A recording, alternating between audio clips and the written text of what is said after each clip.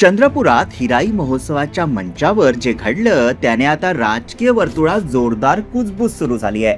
काँग्रेस खासदार प्रतिभा धानोरकर यांनी थेट स्टेजवरून वॉकआउट करत प्रशासनावर प्रोटोकॉल भंग केल्याचा आरोप केला. पण प्रश्न येतो तो, हा फक्त राजशिष्टाचाराचा मुद्दा होता की त्यामागे काही राजकारण आहे?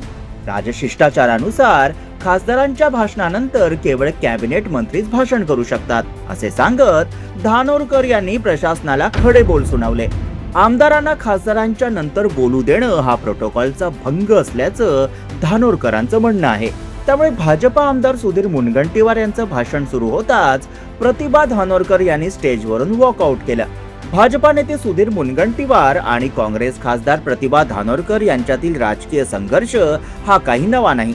त्यात चंद्रपूर महापौर पदाच्या निवडणुकीत भाजपने बहुमत नसताना उभाठवाला सोबत घेत बाजी मारली होती आणि त्याची खतखत हिराई महोत्सवाच्या व्यासपीठावरून तर व्यक्त झाली नाही ना, अशी कुजबूज आता राजकीय वर्तुळात रंगली आहे.